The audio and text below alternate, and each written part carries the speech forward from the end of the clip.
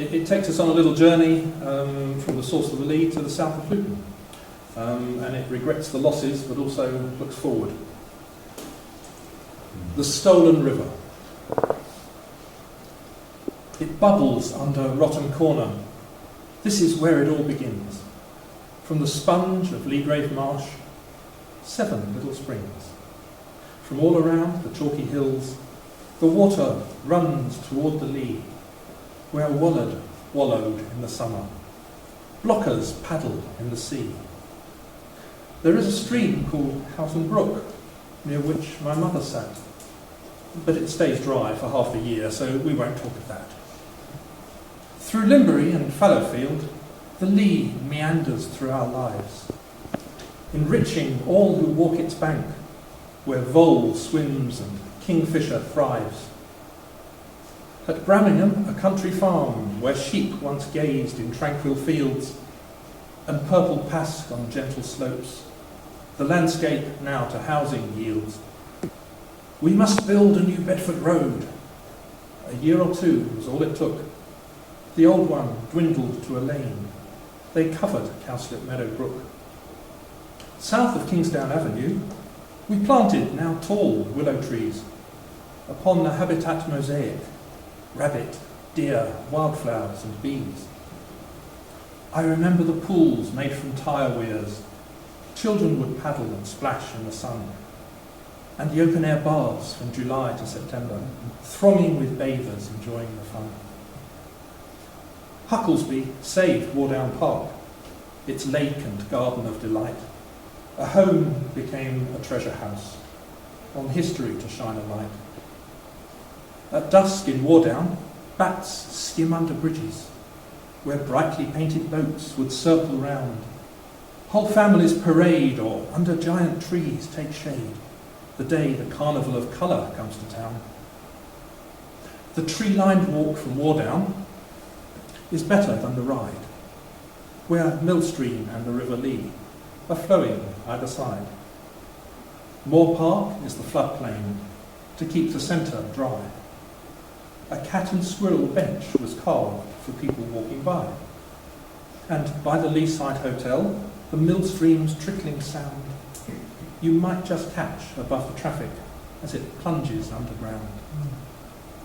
Obsessive road build engineers condemned the Millstream not to stay, tore down beauty, trees for concrete, named their child Hucklesby Way. The river gave Lee Town its life. The river gave Lee Town its name. But in the centre, what a crime! They buried it. Eternal shame. Behind a Mill Street car park, you may peer and see your face, where the Millstream joins the river. A planted bank could lift the place. In Bridge Street, you can catch a glimpse, but nothing's in the way of seeing it by the library, or in Silver Street one day. Near Cheapside and the Melson Arms, now gone, the river's flowing by.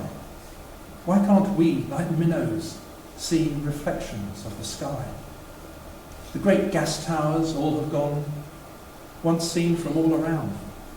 Now, a Power Court public waterside, with weir to hear the river's sound. It surges under you and me, till Manor Park steps seem the only place in Luton South where kids can watch the stream. The Braish was given to the town as park and recreation land. To stroll along a river path, at last the time may be at hand. The River Lake at Luton Hoo is banned to you and me, where toxins from the airport pour into the River Lea. Those great lakes down at Luton Hoo, admired from the train, could open days and nature trails bring people back again?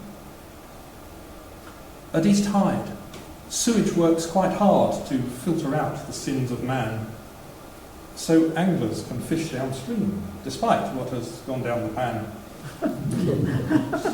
Our river can be beautiful. Our river can be clean. Let's be proud of it once more. Make sure it's widely seen. It's 50 miles to the mighty Thames. You could cycle all the way. But this is where it all begins. So let's explore today.